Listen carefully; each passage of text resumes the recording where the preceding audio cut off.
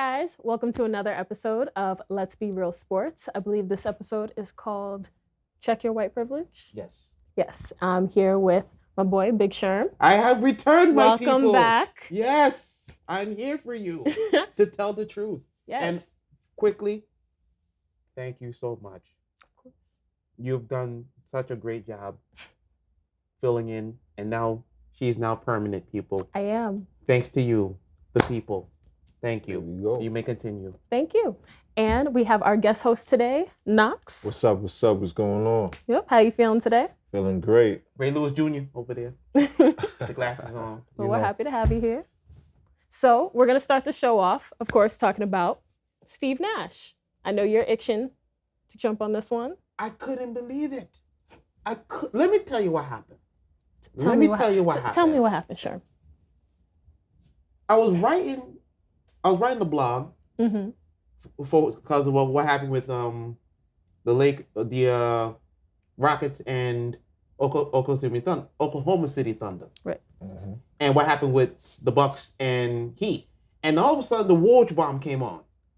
He said Steve Nash was signed to a 4-year deal worth $32 million. I said, what the hell is this? Now, correct me if I'm wrong. Steve Nash has zero coaching experience, correct? None. Zero. But the man does have quite the IQ in basketball acumen.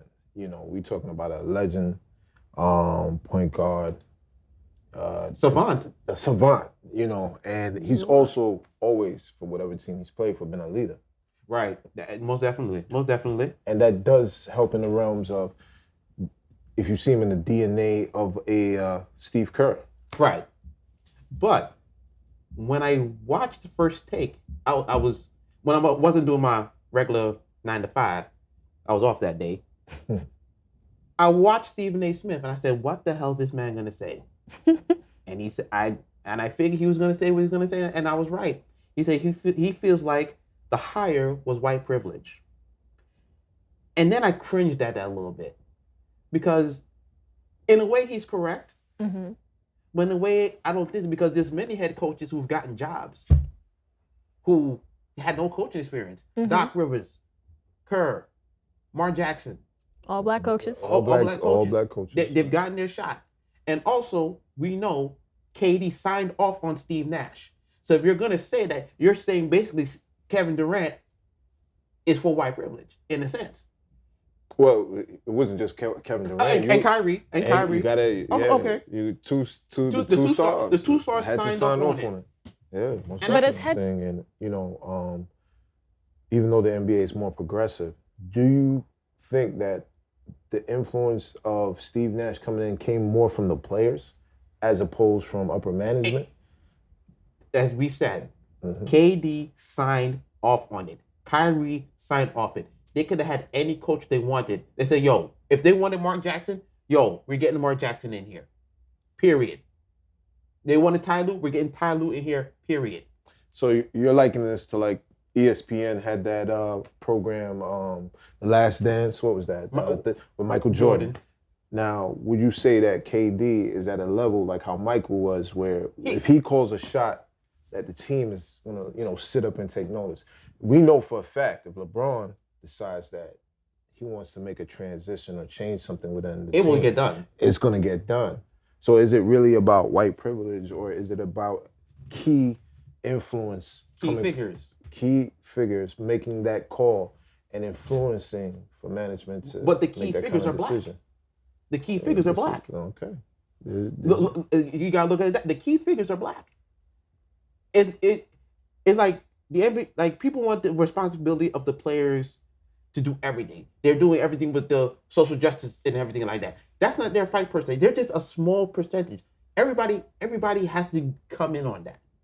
They can only control what they control. In the NBA, they can control that. They can control it. So it's up to those players to say if they want the coach or not. Honestly, I just want to see what Steve Nash is going to do with the team as an entirety. I feel like in the NBA, and I've said this a lot about the Lakers before, but I think this is an NBA issue as a whole. We're too focused on our big names. When I was reading through information about the hiring of Steve Nash and all of that, I saw too much about, Steve Nash and Kevin Durant have a great relationship. Everything I saw was Steve Nash, Kevin Durant, Steve Nash, Kevin Durant. How does the rest of the team feel about this hire? Exactly. Is he going to be able to reach the rest of the team? Is he going to be able to properly coach the rest of this team? Because you can't win championships with one guy. And the Brooklyn Nets, as we can see, is an interesting melting pot of players and individuals. You know, like they say, you got the madman, Kyrie Irving. You know, you have Gerard Allen, the young boy. Mm-hmm. You know, you have Spencer Dinwiddie. Karis LeVert. You have interesting personalities that it takes a special individual with, you know, championship qualities to be able for them to manifest. Because you see, they got swept. But they had nobody. Ain't nobody was there. Kyrie wasn't there. KD, nobody was there. What that was for Brooklyn was like for guys next year to get Bird to get tape on them to see what they can do. Get a little experience. Right. Get a goddamn fly move. I'm talking about basketball here. Shit. But it was about them getting their feet wet. Acclimated to the whole playoffs and everything of that nature. So for them, it was more, come on, fly, shit. Let me talk now. It was more about them, like, you know, it's a stake, basically. It's tape. It's tape. For them to sign next year on a team that may want them, they want the services, how they did defensively, how they move in the offense, do they fit in a certain offense? So that was that for them. When they got swept out, they wasn't gonna win. Come on, they wasn't gonna win none. Now, as a player, you see that certain coaches that were once players have a certain kind of playbook style. Steve Kerr is always one. You see, he has the Splash Brothers. They have a certain kind of offensive kind of go-to. Right. Now, my question is, a Steve Nash, what is he going to do with a player like a DeAndre Jordan? Let me answer that question. To that point, yeah. When I saw Steve Nash play, he learned under Don Nelson, and he learned under Mike D'Antoni. Okay. He ain't gonna take D'Antoni's system because Kyrie can run the system, but I think he's gonna try to get him more into the mold of what he did in Dallas with Don Nelson. Okay. It's gonna be running gun, but it's gonna be a controlled running gun. Controlled running gun. When you had Steve Kerr over there, he comes from the Spurs system. The Spurs system, exactly. So he had Tim Duncan. He had the key piece already. He drafted the key piece. When Steve Kerr came to Golden State, Mark Jackson drafted that piece. Those are Mark Jackson pieces there. But Steve Kerr also merged that San Antonio system together and made Steph the focal point and spread everybody out. He had the recipe. Right. And he knew how to make the gumbo. But first and foremost, Mark Jackson must get the credit for picking those pieces first.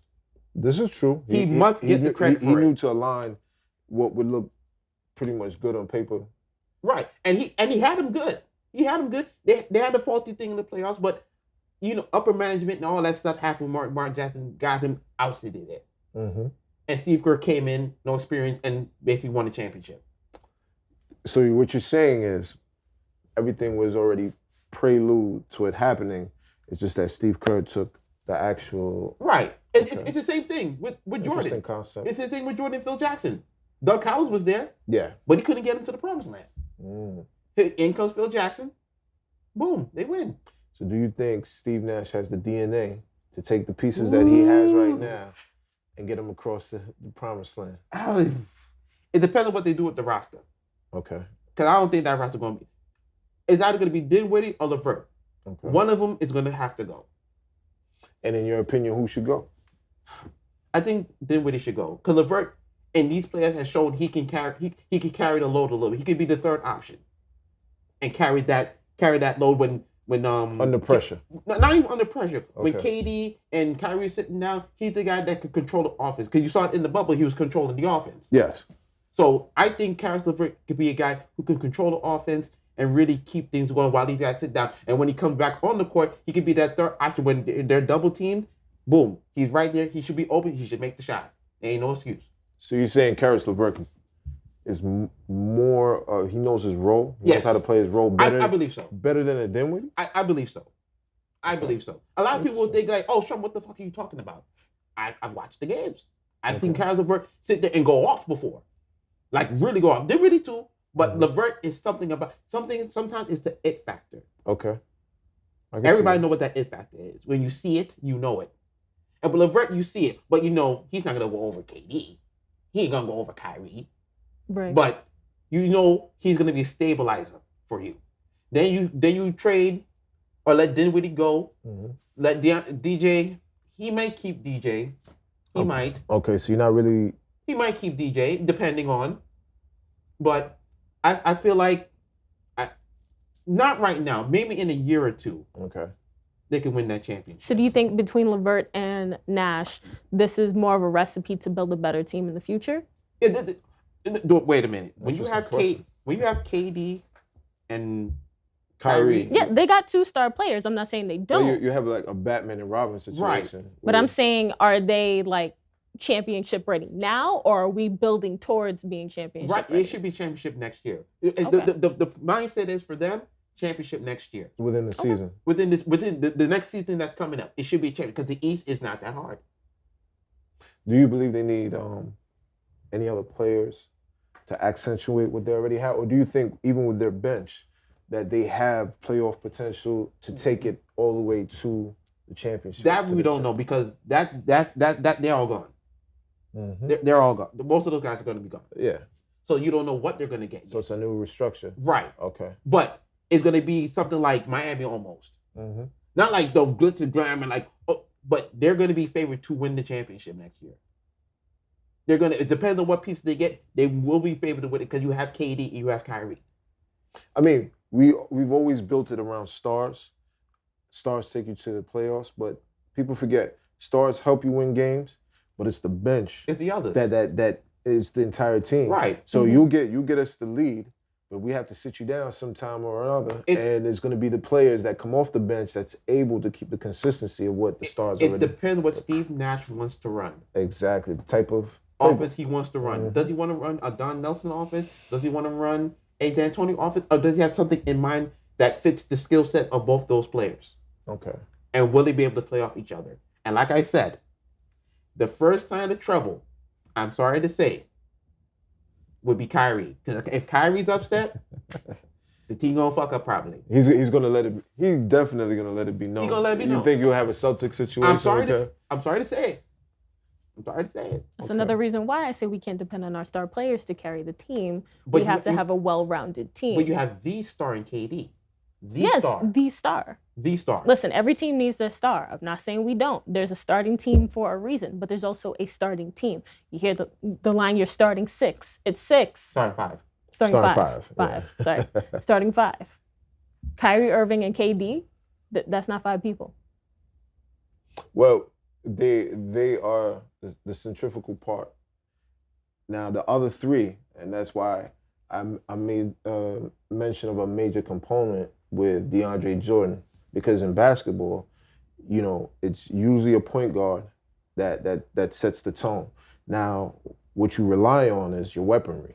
KD is weaponry. If you're gonna want weaponry in your arsenal, you want a KD. Now the question is, you need another big man that is going to be able to see that court vision, that's going to be able to support. And like he said, you need another guard that is going to be able to know when to play the position if you have to dish. My last point on this, it depends, again, on the offense that Steve Nash wants to play. I agree. It depends. To me personally, I think he's... Come on, Flat, let me talk now. I believe Steve Nash is going to run that Don Nelson system because KD would be in a Dirk position. He is 7 foot. He can shoot from anywhere. And he can drive. Yes.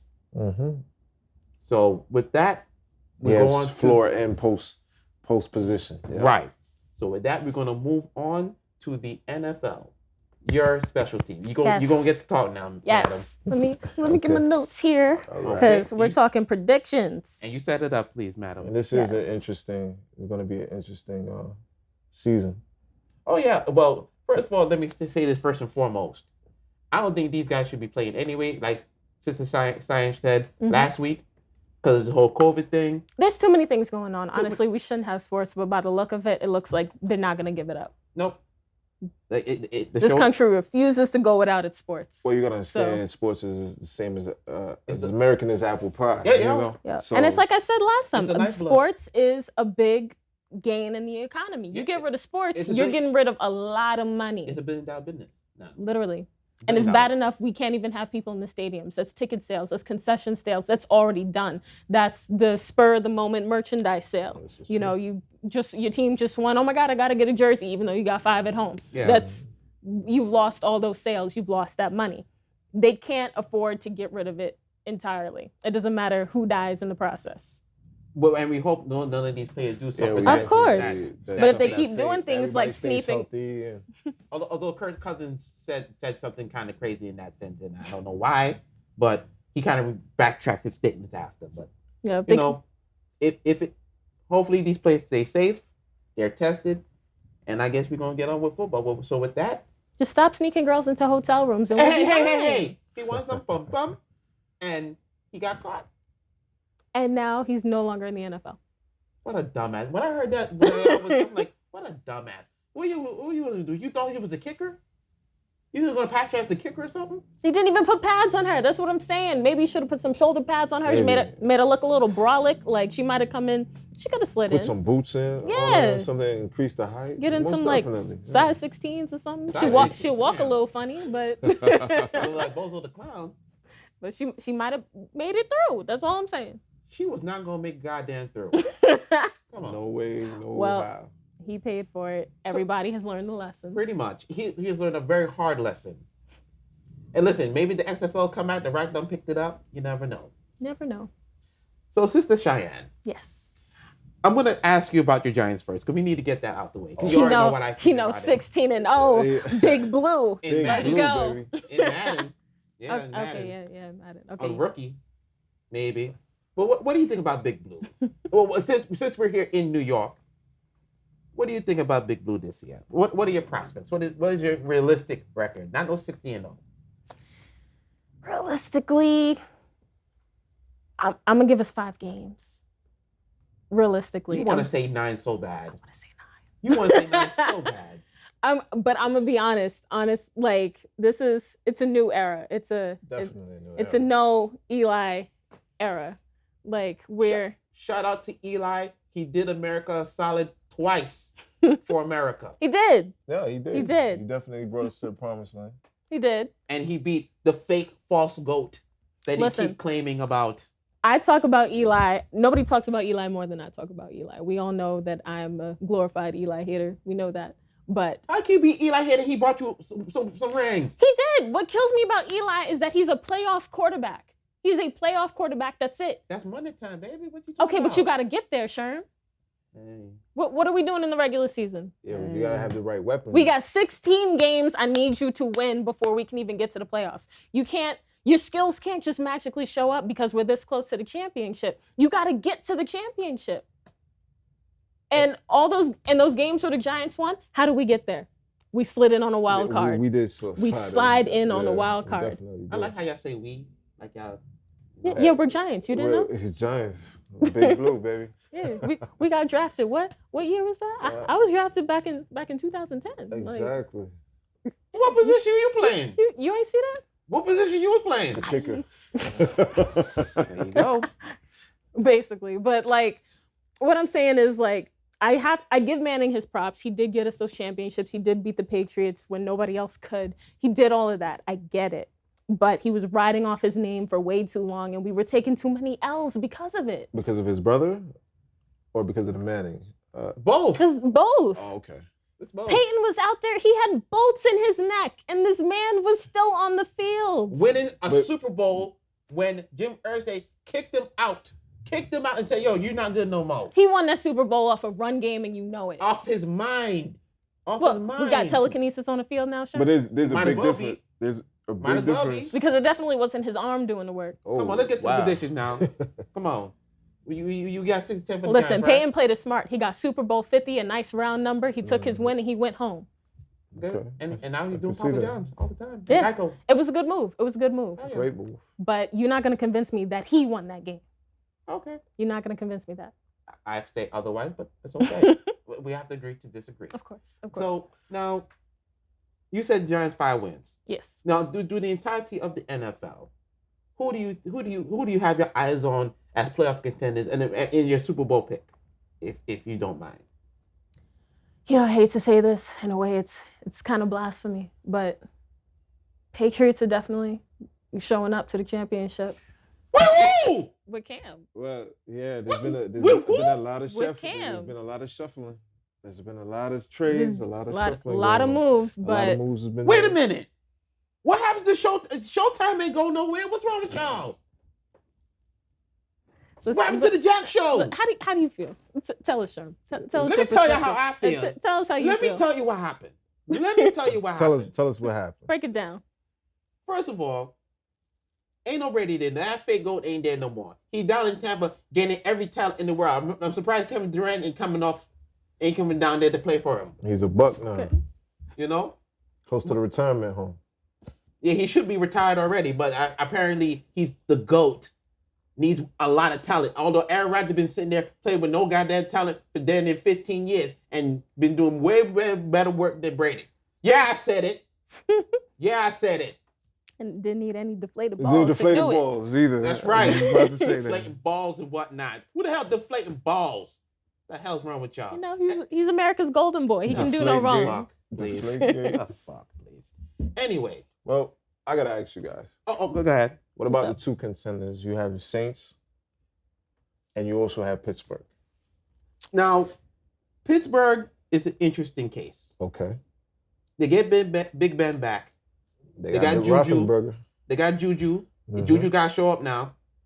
He got to show up now. Ain't no Antonio Brown there throwing him under the bus.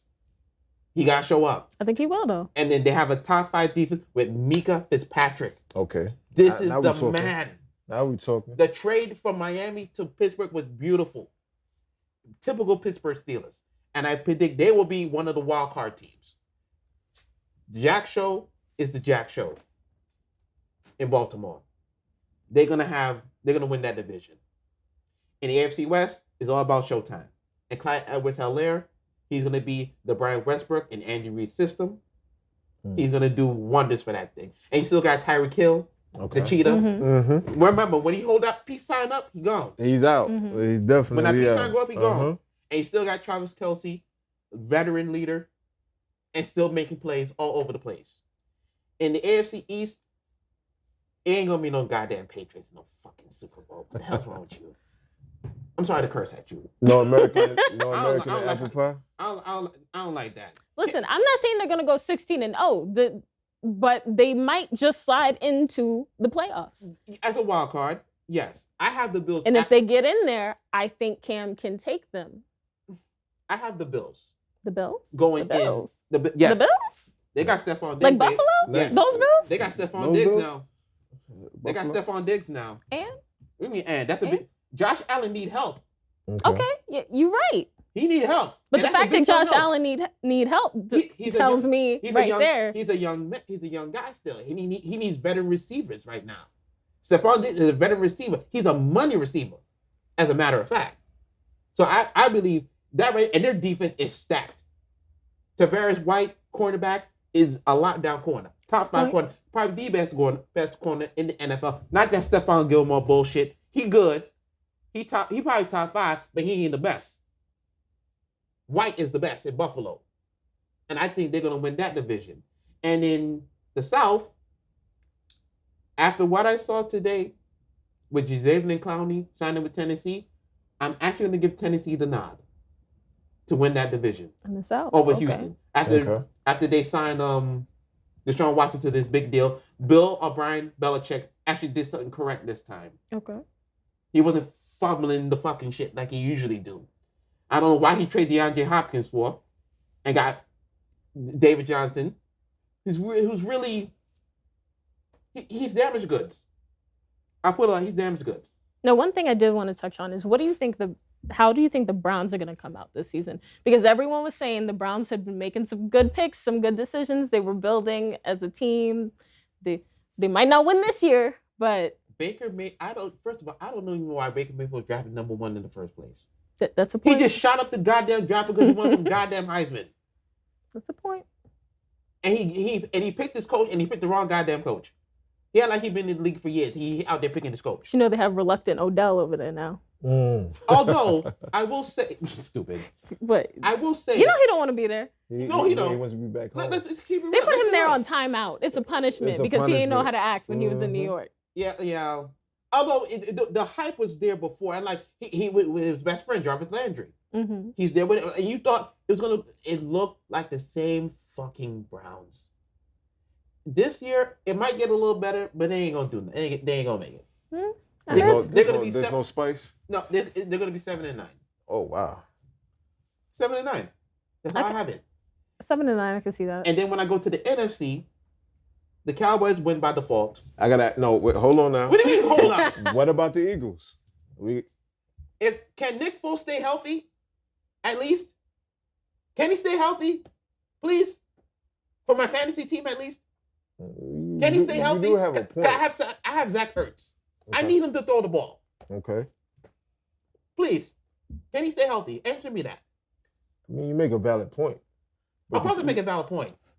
He's Sherm. That's what he does. He makes valid points. He makes very valid points. You heard that? You heard that? My name is Sherm, and I make valid points. I make valid points. Put that on the board, producer man. Right under my name. But, on no seriousness. They got some good draft picks, too. But this is Dallas's, in that division at least, this is their division to win. Yeah, I hear that. And they will sign Earl Thomas before it's said and done. That's happening. They still got to get past Daniel Jones, though. Get the fuck out of here with this Daniel Jones! What is this? Big Blue. I just had to say that, yeah. Anyway. You know I had to wear my shirt. I had to come correct today, you know. Oil and water. Anyway, and you drink your goddamn water. Oil and water. In the NFC North is Green Bay. Okay. Even after they disrespected Aaron Rodgers and drafted Jordan Love. Ain't that Joe's team? Huh? Yeah, yes, it is. Yeah, yes, it is. He'll be happy to hear that. Well, he's the only guy there. In the AFC West, it's between San Francisco and Seattle and Arizona, but they're a little bit. They're right there. The Cardinals. Come on now. Isaiah Simmons is going to be a beast. The Cardinals. I think he's going to be defensive. Cardinals are looking good. And they have D-Hop now. Yeah, they have Hopkins. That's a and great for me, fit. And for me, I'm still going to give the nod to Russell. Okay, that's a big I'm nod. still giving the nod to Russell. And in the NFC South, listen, I've seen this happen before where they hype the teams up and everything like that with Tampa Bay. The Eagles were the same way with Vic and Asamoah and all these guys, and they fell flat in their face. In the division with Drew Brees in there and can't guard Mike, I'm taking the goddamn Saints. You hear me? Breeze is a problem. But I can't guard Mike and Kamara. You got to feel the breeze.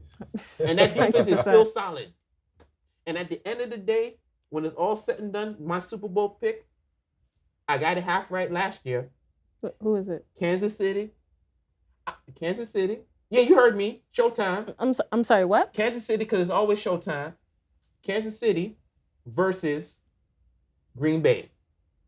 Oh, wow. I still believe in Aaron Rodgers. Even with no talent, he's still doing it. Well, I got to ask you a question. With the good old boy system and with the BLM movement and Patrick Mahomes and certain players making certain moves, we got to be honest here. Mm-hmm. How will upper management, because we saw what just happened in the bubble. If this transitions over to football, I know we could talk numbers, we could talk stats. If we have this situation, which is a very serious situation, take place, how will the good old boy system respond? They ain't got no choice because the players run the system. It's a different animal with the NFL. A very different animal. It's a different animal. But if the players strike, they're going to strike. They're going to have replacement players like they had back in the late 80s. Because ain't nobody trying to see them. And they're doing it for a cause. But as we saw with Kaepernick, you know, he nailed and he was like you said, the sacrificial lamb. Whereas in the NBA, there's more of a cohesiveness where players are more likely to stick together and be like, you know what, I'm with him. Can we actually see this with the pressures from the NFL? In 2020, you never know. Okay. In 2020, and we have to end it because we have to go. But in 2020, you never know. I hope they do, actually. It'd be so refreshing to see, for me. Definitely is a time to take a stand. The NFL needs to also, the players need to show that solidarity, that that unitedness, so they can begin to move in that same progressive manner that the NBA has transitioned to. Hopefully they do. I hope they do. If they play the game, they're gonna play the games. I understand that. They contracted to do so. Yeah. But if they do this, monumental shift. Monumental. Of course. Sister Lady, this is your first time ending the show? Yes. Please do. I hate to cut y'all off, fellas. Y'all were having a real good back and forth there, but it is time to wrap up. So thank you for coming today. Thank you for coming back, Sherm. Thank you for stopping in, Knox. Thank you for having me. My people. Again, I'm Cheyenne, and this has been Let's Be Real Sports. Check us out on Facebook, Instagram, Twitter. And please like all the socials. All the socials. Like. Hit that like button. I'm begging like Steve Urkel, begging Laura Winslow. Please share. Like and share. Make sure you share. And that's it. Yep. Peace.